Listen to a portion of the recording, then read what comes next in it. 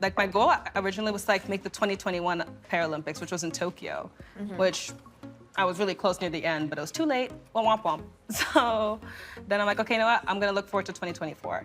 And since then, I've kind of just been, like, on my training grind with training 4 to 6 times a week with weights and, like, on the track, you know, consistently. I'm Joshua Ung, and I've invited 6 youth with disabilities from across the country to meet at a board game cafe near Ottawa to talk about our experiences while we play some games. I would say I got game because of my positivity. Arriving from St. John's is Patrick Curtis, an actor with cerebral palsy. I think I got game because I'm a confident individual. Gabby De Leon is a Toronto area digital creator with dwarfism. I got game because though I am little, I can do big things. Coming in from West Kelowna, BC is Austin Dutt, a high school senior diagnosed with autism and ADHD. I got game because of my competitiveness. Ottawa-based Bianca Borgea is a track Paralympian with a visual impairment. I have game because I like to push myself past my limits.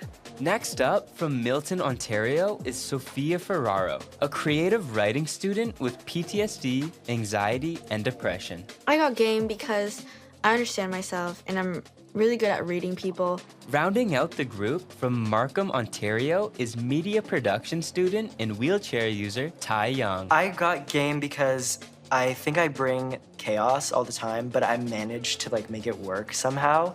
Today, we'll be playing Things They Don't Teach You in School, a trivia game featuring more unusual facts. Get a question right and you keep the card. The player with the most cards at the end wins. This is Got Game. Okay, what is America's least favorite month? July. No. Isn't that like February? Oh, it's 4th of July. Yeah, I was gonna say. June, sorry, June. No. November. No. September? No. It would have been No. October. April. They love Halloween. August. No. March? May? January? No. Wait, what'd you say? January? Yes. What? Oh, New Year. Here you go. I guess. Josh, I feel like you would know this. I feel like everybody in this table except Me? for me would know this, so that's why I'm asking this one. What is it? What is the difference between a latte macchiato and a café mochaccino? Oh, I don't drink coffee. Josh, Like it's the milk to espresso ratio that's different between the different drinks. well, okay, so what is the difference? Okay, wait, what are the 3 again? The question is, what is the difference between a latte macchiato and a café macchiato? Okay, I'm gonna say a latte has more milk than a cafe macchiato. Yeah, you're right. Oh, he survived. Guy. I'm a genius. Yeah, he No, survived. you're not a genius. You just like coffee. Yeah, stop hating on me. I don't even hear I'm not hating. Let him have his win. Let him have his win. Ty, come on now. Before I get back into the game, I'm gonna ask Bianca a question. Forgive me. I know. I was really getting into it, yeah? All right, Bianca, could you tell us about your disability? So my disability is visual disability called LCA, which is Leber's Congenital Amaurosis. And basically that means my visual acuity is below 2200. So it's not 20/20 vision, sadly, but I'm not also fully visually impaired either. So I also have nystagmus as well, which means a lot of movement in my eyes. And yeah, that's kind of what disability is. Okay, so you are a top-level competitor going to the Paralympics this year. How did you get into training for that? Like, my goal originally was to make the 2021 Paralympics, which was in Tokyo, which I was really close near the end, but it was too late. Womp, womp, womp. So then I'm like, okay, you know what? I'm gonna look forward to 2024. And since then, I've kind of just been on my training grind with training 4 to 6 times a week with weights and on the track, you know, consistently. So right now we're in good standing. So got to make sure it stays that way. And yeah, kind of looking forward for Paris. Bianca currently trains at the Ottawa Lions Track and Field Club with able-bodied athletes. Her coach, Yolanda Jones-Grande, finds the setup helps Bianca. Bianca likes to win. She doesn't like to lose. And so when I put her with the able-bodied athletes, she really pushes herself. While Bianca's visual impairment doesn't affect her during a race, some running drills, like wickets or mini hurdle sprints, need to be adjusted at practice. So you're gonna run alongside while he does the wickets. So you gotta Okay, so I gotta match that spacing. you gotta match that spacing. If we're talking physical-wise, I do prefer the outer lanes because I'm a taller person. Like, I think that's more of like a preference. But for vision-wise, I've never really had an issue with the track. Ready? Yeah, sure. But Go for it. Bianca's training is different from my able-bodied athletes because some of them will do wickets where you run over small objects at a certain distance. Bianca can't do that because of her sight and she can't look down, but I will make her run beside the person doing the wickets so she gets that feeling that they're doing the same thing and she's getting the same drills that they are doing. Today, Bianca's training partner is Saif Uddin Jabara. I make sure to push her. I don't like softness in the workouts, to be honest. I like when we attack it because we have the same goal, pretty much. We want to be the best at what we're doing. So I make sure that it's not soft around here, to be honest. So. there's more? Your workout has just begun, baby. I thought we were done. Yeah, when have we ever done this early? Oh, God. With the Paralympics so close, Bianca's on an intense training schedule. Right now, my training consists of 5 days a week, and that is just running. But there's also weights on top of that. So Mondays would be runnings only, and then Tuesday would be weights and then some spike days, which is some speed work with blocks. Wednesday would be just weights. Thursday would be running with more weights. And then Saturday would be a running day, which would be like long distance stuff, which is not my favorite, but I gotta do what I have to do. Yeah, it's kind of brutal sometimes. The life of an athlete. No rest for the wicked, that's what they say. Despite the pressure, Bianca makes sure to enjoy herself on the track, whether catching up with friends or laughing about wicked sprints gone wrong. Honestly, I am a really happy person, and I like to be a happy person at track. Like, if I'm not happy at track, that means I'm not having fun. Like, I'm not enjoying the sport. So I feel like if you're happy somewhere, that means you're really enjoying and you love what you're doing. Training with Bianca is fun every day. You know, she brings a lot of excitement to the track. She's a great athlete, great person, so overall it's a good experience. Yolanda hopes that even more para-athletes will follow in Bianca's footsteps in the future. Keep up with them. Come on. Keep up. I noticed she was running. I said, that girl's got some talent. And they told me that she was a para-athlete. But she's beating our regular sighted athletes, and she's running faster than them. There are other para-athletes out there who don't realize that they can train with a club like us. They think they have to train with a para club. If they train and travel with us to meets where they're running able-bodied, maybe we can get more para-athletes out there instead of just thinking they have to stick to para events. I think that's all she's got in her today. God Game returns after the break. God Game is back. Can I ask, in terms of when you're doing your athletics, do you have a lot of people that you're competing against in similar classifications, or are you kind of just training with mostly able-bodied athletes? For my category, which is T13, which is like the most visual category, there's not a lot of us, which I would say in Canada. I know there's another girl who is a T13, but we run 2 different events. So like, I'm the only T13 in Canada that I know of that runs short distance, that's a female. But it's only when I went into Paris for the first time, I met other T13s around the world, and I was like, wow, there's other people like me. That's pretty cool, who run like my same event. And I feel like, you know, I love running with able-bodied people. It gets me pushed, but I feel like running with my category, it feels like a lot more welcoming. Like, I feel more at peace in that sense. For sure. I have a question for you. I may have an answer. What do you feel are some misconceptions about people who are visually impaired?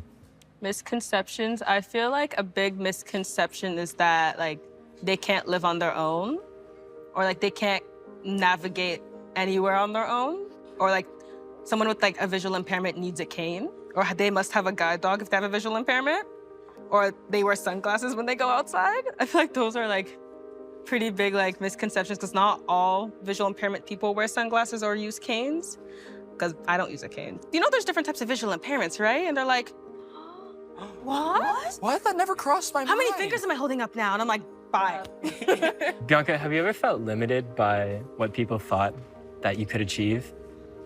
A few times here and there, yeah. Like in school, they put me in the classroom. I was budgeting perfectly fine, and like, oh, you can actually like manage yourself in a classroom. I'm surprised. I'm like, surprised? Like, why are you surprised? Like, oh, we just didn't think you could because of your disability. And I'm like, I just can't see. Like, that doesn't mean like I can't do anything. I just can't see from far. Like, that's my only issue. And they're like, oh. So then throughout my whole high school experience, they would kind of just be like, oh, maybe, you know, the university pathway isn't for you, or this isn't for you. And I'm like, no. I'm gonna do this, and y'all are just gonna let it happen. That's what we're gonna do. And my mom was very kind of like spoken about that. She's like, just let Bianca do her thing, and like y'all see for yourselves. Like, you guys will see for yourself. So I feel like I always found the way to like kind of prove them wrong whenever they're like, oh, we don't think she can do this, we don't think she can. I'm like, just give me a second, watch and learn type of situation. And could you just tell us, you were in STEM, correct? Yes, sir. After like spending 3 years at U Ottawa, I was like, you know what? I kind of like it here. I kind of want to pursue a career in like the sciences. So that's kind of how I got here. I go to school at the University of Ottawa, and I study biomedical sciences. Although Bianca rarely meets people with disabilities in STEM programs, she's more than happy to blaze a new trail. And this is the bioscience building where I do most of my classes. I think the only person I've ever met was she was in the math program, and I was like, how are you doing math if you have a disability? She's like, you could do anything at this point if you really want to. And I'm like, you have a point. I'm like, okay, you know what? Because of that, I want to do it. Like, there's not a lot of people in it, so I want to do something that's not done by someone with a disability yet. So I'm like, I've never seen a surgeon that has a visual impairment yet, so I'm gonna go do it. Something that kind of like brought up my confidence was doing things that people didn't think I could do. I like showing people that I'm independent. I like proving them wrong. Because Bianca was born with her visual impairment, her level of vision is all she's ever known. Sometimes I don't like to think I have a disability because I just feel like it goes above my head because everyone has like 20/20 vision for me, like for what they see. But for me, I don't really know what 20/20 vision is like. So for me, I think I have perfect vision. Who knows? As a Paralympian who's considering med school, Bianca has more than proven her capabilities. Okay. I definitely think that when people think you have a disability, it just means like, oh, you're not very smart. You're not very like capable of doing things on your own. So that's why I'm like, well, now I kind of like look back and I'm like, so high school teachers, I go to U Ottawa in biomed and I do track on my own and I travel the world too, but on the airports alone. Are you mad? So... Okay, these are all interesting. Okay. Ooh, okay. Okay, so I'll do, how many of the world's 8 billion people have never seen snow? I'm gonna, Wait, to who? To who? I'll go to you, Patrick. And I'll tell you it's not a percentage, so it's like an amount. Oh no, that's I'm gonna be gonna specific. say 4 billion. No, that's too high. Does somebody else want to take it? Oh, I have to choose? Yeah. Yeah, true. Okay, I'll go Austin first. 2.5 billion. 6 billion. See, here's the thing. There's 2 people who are like around it, but they haven't said it. 5 billion. More than 5 billion. 5.5 billion. Well, it's more than 5 billion. 4.5 so billion. No, it's more than 5 billion. 6 billion. So 5.9 billion. No. The literal answer is more than 5 billion. So like you said 5 billion, but you said more than 5 billion. So I don't know what it like. Yeah. You said 6 billion. Yeah. I maybe So like I- rock, you said paper, technically scissors. so close. But I'm technically correct. No, you said 5. But it says more than 5 billion. A tiebreaker between you two. Okay, Ready? go. Ready? Fine. Okay. In what year did the first fatal car accident occur? Bro, what? 2011? I know this. I No. know this. You. Huh? Okay. Wait. What was yours? 2011? What was yours? 1987. I'm gonna go to the audience. 1906. No. It's 1899. 1899? 1899. Started in 1899. Some rickety car. 1887. You said 9. Oh, so I said 19. Yes. You're good. Okay, I'm okay. Some rickety car. 2011. It's wild. I don't know. Like, I was gonna say So 1987. many other things have happened with motor vehicles and accidents before No, 2011. because I thought of like a bus crashing in 2011. Imagine oh, like there this you guy go. just like went like, oh, a cow! Great heavens! Wait. Okay, never mind. I was thinking of Frida Kahlo. God Game returns after the break. Got Game is back. Austin, I think it would be a good time for you to chime in because I know that you had a similar experience Yeah. in school where you were told that you wouldn't be able to accomplish certain like things. when I was younger, I guess they told me that I would never be able to do schoolwork or I'd need assistance my whole life. I don't even need it.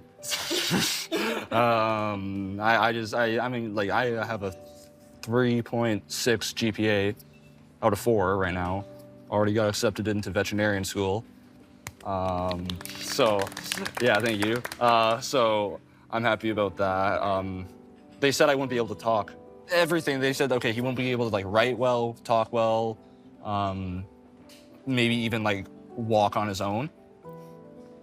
I play hockey. I'm the captain of my hockey team, so. Kind of the same thing. They're like, I don't think she'll be able to be independent on her own. Yeah. Oh, she can't do this on her own. And I'm like, well, I was potty trained that too. I think I'll learn pretty fast, guys. They'll say, yeah, you might.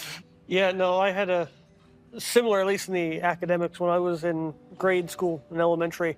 They thought I had mental issues to comprehend schoolwork because of my cerebral palsy. So I was appointed a guide. And basically, it was just this person, like, being like, oh, here's what this means, even though I could very clearly understand what they meant. Now, thankfully, that left. Like, that person did leave eventually, but, like, they had absolutely no idea what I possibly would need in terms of accessibility in grade school. No, for sure. Like, for me, it was especially a big thing when it's like when I graduated with honors. I was like, haha, look at me now. I'm going to U Ottawa. You guys said I couldn't do it. Now I'm here, so. I love that attitude, 100%. I feel like they underestimate you, and you show how you can do it even better than everybody that judged you or that undermined you. And I feel like that's a superpower, because honestly, it's amazing to do that. It's amazing also, like, your confidence. You get confident because you can tell that you can do it. And not only you tell it, but you show it. Exactly, like. Like proving everyone wrong. Yeah. Exactly. It's amazing. Like my mom would always like push for me to do my best. Yeah, my mom was the opposite. She was more like, I'm scared. Be careful. And I'm like, no, let me be free. Let me go do it. She's like, no, be careful. So I was very much like, I'm gonna go do it. And she was like, no, just be safe. But I'm like, you know, I see where she's coming from, but I'm like, I need to like, I want to get the bruises on my own. Like, I want to be able to, like, I want to know what my limits are. And once I found out, then I'll know. I'm like, okay, well, I won't do that. But until then, I'm going to keep going above and beyond. Tread your own path. Yeah. You have a popcorn chicken. Wow, this actually shows that I'm Pizza. a student. Oh, Lord. Bianca currently lives on her own, but her mom, Nadej Beauchamp, visits every week. Nadej realized her second child had a visual impairment when Bianca was still an infant. I can make you some rice. Sure. Bianca, she's born with vision impaired. At the beginning, it was hard for the family. Like when she was 2 months, and I realized she didn't make any eyes contact with us. And I say to the father, I think she has a vision problem. I was overprotecting her now because I was thinking how she's gonna sit, so what kind of life she's going to have. Now just wait for that to boil. That's it. You know the drill.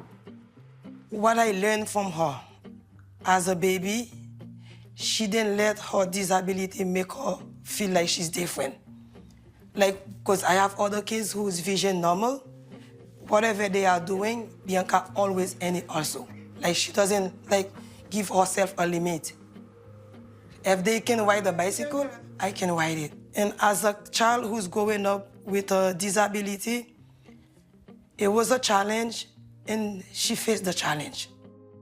I guess growing up just because I was like always very protective, I always wanted to like know about everything. Like I wanted to do things, I wanted to like be everywhere. So growing up with that just made me want to be like explore more and kind of made me a more outgoing person, I would say. It was actually Nadej who convinced Bianca to take up track and field in the first place. One day my mom sent me to a camp, and after the camp they're like, oh, your daughter should do track. She's really good. Mom's like, okay, sure, she'll do track. I was like, I'm not doing track. That is not happening. I want to have fun. I want to enjoy high school. So it took my mom 3 years to finally get me to actually like the sport. And do I like it now? I do. I like it a lot more than when I first started. While Nadej was very protective of Bianca in her youth, it resulted in a strong bond between them. Oh, you don't wear perfume today, how come? What do you mean? Your clothes smell good. I always smell good. I said your clothes. I didn't say you. Your clothes smell like Donnie. But I know she like loves me a lot with her whole heart because obviously like I was her first child with a disability. But like that also kind of just grew to like her being my best friend too, because I could always just talk to her about everything since I was always with her as a kid too. She would always like bring me around everywhere because making sure I stay safe. So I guess that just kind of just made us have a really close relationship. And honestly, I value that because like not a lot of people get to have close relationships with their mom, and I'm glad I get to have one with mine. 수고합니다. So what those mean? Hello. I forgot what 요배수 means, but it means something. When I realized she's independent, like she can take her responsibility. Like she showed me that too. So I realized, I said, you know what? I don't need to be afraid for her. So I let her go in her own. And whatever she's doing, she will give me an update to make sure that she's okay, she's safe, or getting advice from me. So I let her go. She can do whatever she wants, but she's still my baby. Okay, I will get us back in. Yes. Okay, Bianca, I'll ask you a question. Oh my God. Are there sexually transmitted diseases among animals? Oh, I know this. I know this. I know this. I know this. I know this. I know this. I know this. It's 50-50. Just flip a coin. No, I want to say yes. I don't know. Yes? Yeah, I'm going to say yes. Yes. Yeah, okay. Yeah, I thought so. Slay, give me that. Give me the Yes. card. God Game returns after the break. God Game is back. Next, go for it. It's your turn. Ty. These are interesting questions. Just hit it. Okay. Why are there almost always blank pages at the end of books? To who? Who? Austin. So that if you meet the author, you could possibly get it signed. Ooh, that's actually not bad. You need to look. What's the answer? You need to look. But don't say it. The total page count of books must be divisible by 4. You weren't supposed Oh, to that's say it. bull, man. I wasn't supposed to say it. Oh my God. That answer makes sense. Yeah. The answer makes sense. Let's just continue. Should he get like Put them half in a the point for center, that? or like put them. Yeah, in I think the- I should get like 50% points. That one was good. Like, it was a good No, answer. It was a good that's not the answer at all. It was a good answer. But it makes sense. I thought you It made sense, but it's not the one. Yeah. For real. Patrick, who do you want to read the question to? So, Ty, Yeah. why are taxis in New York City yellow? That's a crime. That's I don't even know. So that they're recognizable. I don't know. You right? Yeah, good answer. Good answer. Good answer. You're actually pretty much correct. Oh. Henry N. Allen, founder of the first American model taxi company in 1907, that's a funny thing, learned that yellow is one of the easiest colors for people to see. I don't know how to play the game, but I know how to win. Oh, okay. Bianca, in your profile, you mentioned that you do K-pop dancing. So how does that reflect like self-expression? Ooh, okay. So I love dancing itself. Like as a person, I just love dancing. Like I like moving around. I hate just like sitting in one place. So dancing's kind of like a way of me like like relaxing. It just relaxes me, like in general. Albania. Bianca loves to stay busy, whether with track, school, dancing, or learning Arabic with the help of an app. I'm learning Arabic. And why did I choose to learn Arabic? Because it was a challenge. It seemed a lot harder than most languages. So I was like, oh, you know what? I need a new little hobby to learn. And I'm like, oh, Arabic's the perfect language to learn. No. Dead. It's hard. There's like there's numbers in the letters, so I'm like a little confused here and there. But I think I'm getting the hang of it. Learning new things and challenging herself was a way for Bianca to be more independent while growing up. I like to always kind of show that I'm independent and that I always don't need help. Learning all those things on my own kind of just like makes me feel more independent, especially because I know I can do it like on my own, but some of them can't. So I'm like, I can do this, even though I have a disability, but you can't. So I'm like, it's kind of a flex for me. It happens naturally, so it's kind of second nature to just like do things before people like can show me how to do it, or like just do things like knowing that I can do them before anyone else. It's kind of just the habit of just doing it now. I always find a way to manage with school, with track, with everything. Like, oh, and I did my streak for the day. And I'm in Canada wa Ameriki. Boom. Yeah, I am Canadian American. See? Can I say that in Creole? No. That's true. I have a question. Actually, it's for both of like Bianca and Gabby. With the intersectionality of being disabled Black women, do you feel that you were raised in really overprotective households? For me, if it was overprotective, it was because of the Blackness. It wasn't because of the dwarfism. I think, you know, just like Black parents being Black parents, we love them. Yes, we so do. It wasn't because I was little at all, because they definitely treated me. I have a younger sister who's average height. You know, she's still short, but she's not as short. But they treated us the same. I'm the first child, so they kind of had to like experiment on me. So they raised me as they would any other baby, you know? So they treat me the same as every other kid they would ever have. They only have 2. But the protectiveness came more from like the Blackness than the dwarfism. See, me, it was the opposite. I feel like being Black, they weren't as protective over it. It was mostly the disability. I'm the second child out of 4. So when my sister was born, they're like, she's fine. She's able to like take care of herself. She's able to handle herself. It's like, oh, Bianca, what if you get hurt? What if you trip? What if you like get concussed and all that stuff? So they're very like much more protective because of the disability and not because of I was Black.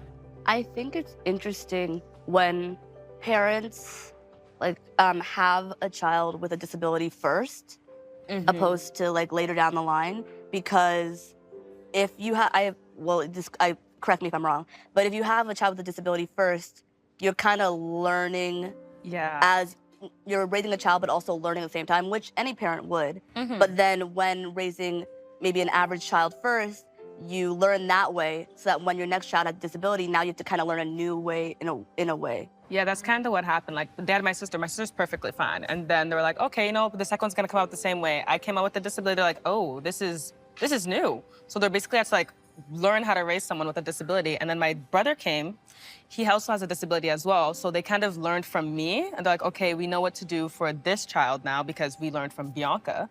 So they were a lot more like less protective over my third brother, which one has the disability, because they're like, okay, Bianca did not need all of that protection. So we're gonna try it out with this kid, and it worked out for him. So I feel like they learned with me, and I was kind of like the test subject. What do you guys think? Patrick, you're the younger sibling, and Ty, you're the older sibling. Do you feel that is true, what they're saying? I think my parents, it's probably different for everyone, but my parents definitely have had like a lot of lessons that they would have learned from me, and then maybe felt different with my sister or done things a little bit differently. But I sort of am similar to you in the sense that they never really did anything too different than I can imagine like a typical kid might be raised because of my disability.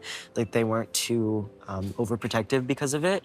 I certainly felt, at least on my father's side, he didn't really know what to do with me because I was the youngest one. I know that I had a special bus come and basically pick me up at my door, even though I was, you know, kind of close to the school.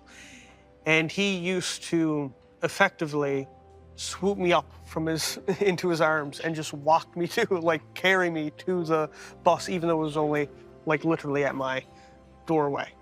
So he wouldn't even let me walk that far because I guess he didn't want me to or didn't think about it. But yeah, like, you know, he used to do that quite often as a child. And I feel as though like some of the hobbies that he was interested in too, like motorcycles and cars and vehicles, he never really wanted me into that world. And he didn't think that I should be in that world. So he kind of adapted in that way. Yeah. Gotcha. God Game returns after the break. God Game is back. Okay, let's continue the game. Okay.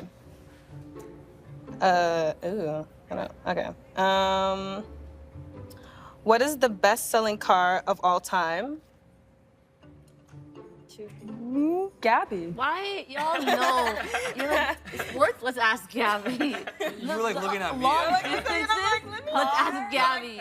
Who would not know about cars? The most selling car of all time. I'm gonna say, like, is it a specific type or is it like a brand? The brand. Yeah, a brand. A brand.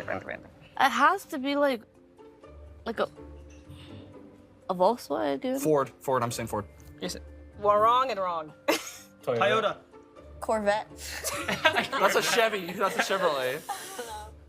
It's a Toyota. It's a Toyota. Too. I feel like we. You both said it at the same time. Yeah, put it in the middle.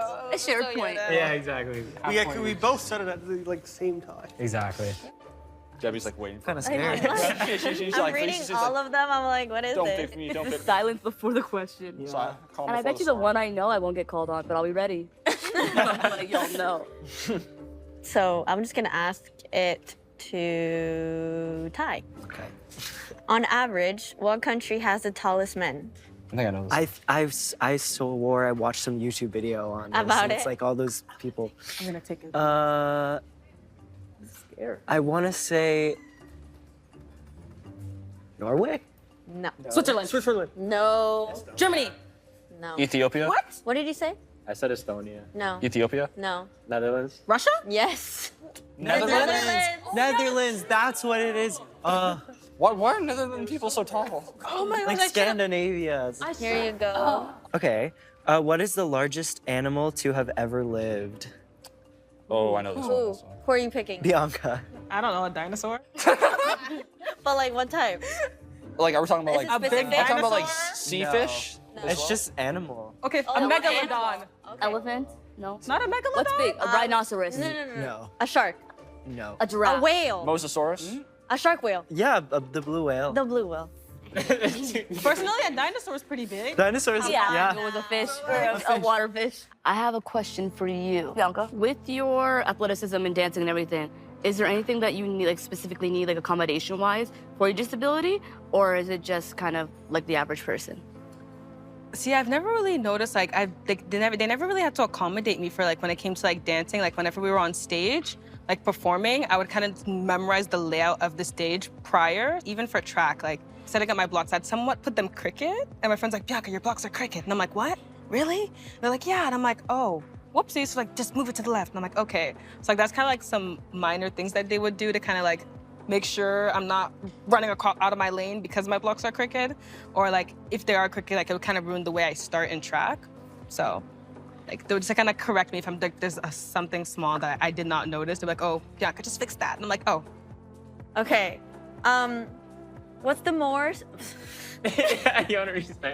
What's the most interesting aha moment that you've had when studying biochemistry and neurology in regards to your disability specifically?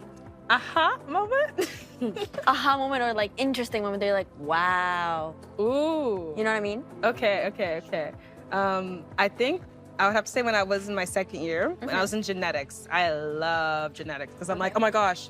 Like the TA was like, okay guys, we're gonna do some genetics here. And I'm like, prof. He's like, what? I'm like, I'm a genetic mutation. And he's like, what? And I'm like, I'm a mutation. And he's like, now I'm intrigued. And I'm like, so I kind of just gave him a whole backstory. I'm like, so basically like this gene and that gene kind of correlated and I just took both of them and became a mutant. And then he was like, oh, then you know what? You don't want to know what your assignment's gonna be? You could study yourself. And I'm like, aha, type of moment. Because like everyone kind of gets to get their own gene, but I got to study basically, I got to like research myself in that way. Cool. That's because I'm like, I'm basically my own type of gene here. So I'm like, I get to like kind of get into like the background of why I had my disability and how it came to be and like all the different cells that kind of created it. So I feel like that was something that was like a mind-blowing like experience for me because my brother also has LCA, but it's a different type of LCA than my LCA. So yeah, I found like that this genetics, like specifically that course was kind of just like, I'm like, I love science because I'm basically like a science experiment myself. So I'm like, I love it. Like, absolutely love it because obviously like the eyes kind of connect to the brain. So it's like, yeah, like vision and like brain kind of, they work together. That's why I was like, you know what? I'm studying myself. And that's kind of why I kind of started like loving more about like neuro-ophthalmology and just like neurology itself. Yeah. And what did you find? That's what I'm like interested about. I found out just not a lot of people have my condition, like the specific one that I have. Because like usually LCA, it's kind of, you have 20/20 vision at the beginning and over time it just decreases. Yeah. But mine, I was born without vision and I gained vision. So it's kind of like, where did she get the vision from? Unknown. So I'm like, I don't know where to kind of find that information. But what's cool is like, if you continue to study that, you can figure that out. Exactly. And like write the books for like the next generation. Exactly. So when they go in. And that's, figure out the problem. And that's kind of what I wanted to do. Like I want to like go into like that type of field too, like neurology or like neuro-ophthalmology, just kind of like study different types of like medical conditions or like visual impairments. Like I want to do more research in that field. God Game returns after the break. God Game is back. Weightlifting is also a big part of Bianca's training, but it wasn't always the case. Last year, I used to never do weights at all, and I was really weak when running. So I feel like now when I do weights on my fast days, which is my spikes days, I feel a lot stronger and faster. Full squat, pop up. Especially with doing track and doing school, like that's me going above and beyond and like going past what I thought I can do or what people thought I can do. So I like, you know, proving people wrong and doing the impossible. Bianca has already set her sights beyond the upcoming Paralympics. To go to the Olympics in 2028, LA, that's my goal. Like not the Paralympics, the Olympics. So the reason I want to not only strive for the Paralympics, but the Olympics is because I want to be one of the few people to make it to the Olympics because we don't see a lot of Paralympians at the Olympics. And I feel like sometimes people kind of sleep on the Paralympics because they're like, oh, it's not as serious as the Olympics. And I'm like, I want to prove that wrong. Like, I want to be able to show that Paralympians are just as serious as Olympians. So I want to like show that, okay, Paralympians and Olympians could compete side by side. Both Bianca's coach and mom have no doubt that she can achieve her goals. She's one of those that they only come by every few years. She's got lots of talent. She's just got to recognize that she's very talented.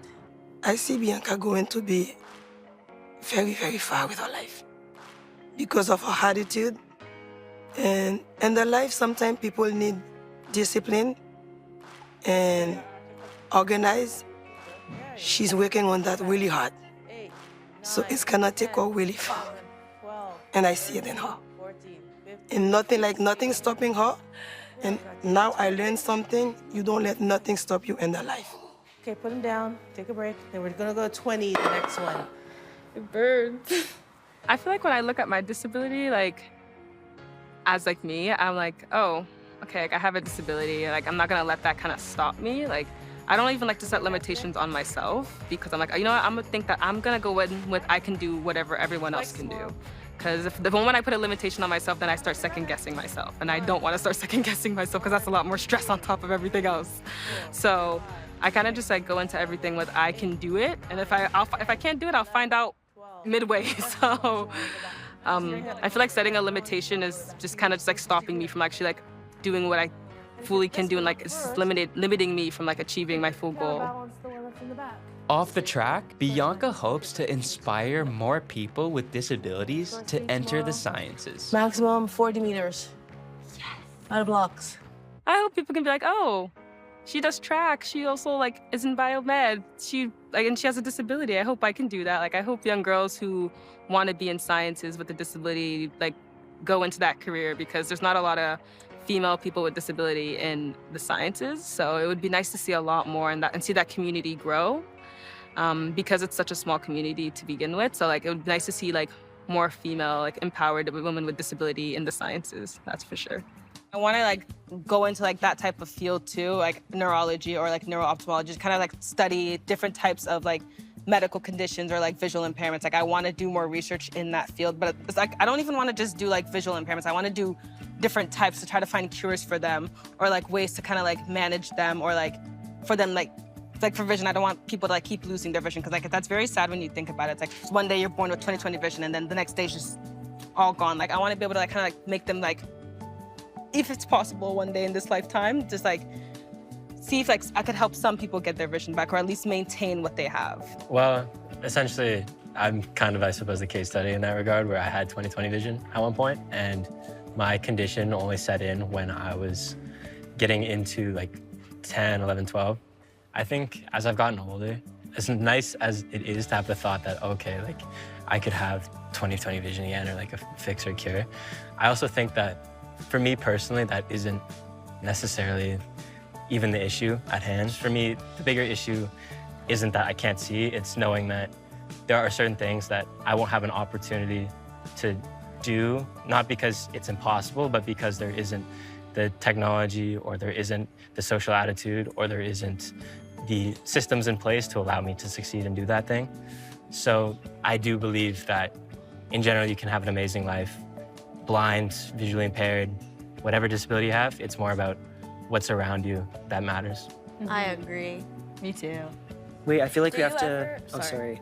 I was just gonna say, I feel like we have to find ways ourselves to be attuned with our own bodies and the way that we move in the world, because a lot of people have expectations on us of how you are gonna do things and this and that, and it's The not bias. exactly, it's never the case. So having those experiences that might seem a little bit risky to other people are literally just our ways of growing up, and I think that's an important. Well, what I like to live by is you don't know if you don't try. Yeah. Yeah, that's kind of like where I'm at. It's like if you don't know if you can do something unless you try, and it's like if someone's like, oh, you can't do it already, it's like, who says I can't? Like you're already putting that title that you say I can't do it, but you haven't seen me done it yet. You miss 100% of the shots you don't take. It's like sometimes someone with able-bodied is like, oh, I can't do it, so you probably can't do it. It's like, oh, even better, I'll do it then now. So. Yeah, and I'll do it better than you. I'll do it better. Yeah, I'll do it better than you could. Okay, we'll do, okay, this one.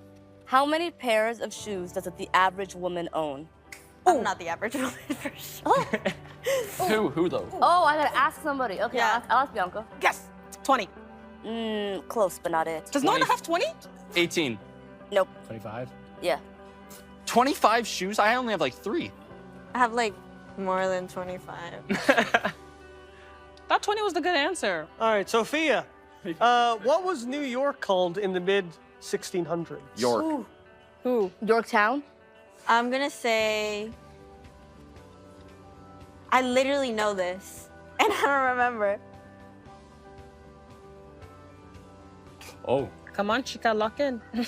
I'm trying to lock in. I'm trying to. She's cooking. She's cooking. This is gonna annoy me for the rest of the day if I don't get it. I might have to Google search it. It's one word, right?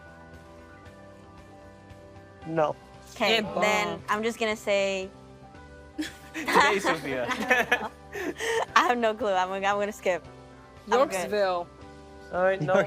Brooklyn? No. It's, What? Is it 2 words? Yeah, 2 words. Old York? No. New York. York. York? No. Unique New York. 2 words, 2 words. I'm gonna have 3 and then. Okay, fine. Final thing. Does it have city? England? Does it have? It doesn't have city in it. Okay. It does have new in it. Oh, New Amsterdam? You got it. What? What? What? It's New Amsterdam. Hey, yo! Oh my gosh, they said Let's go. was once New Amsterdam. Hey,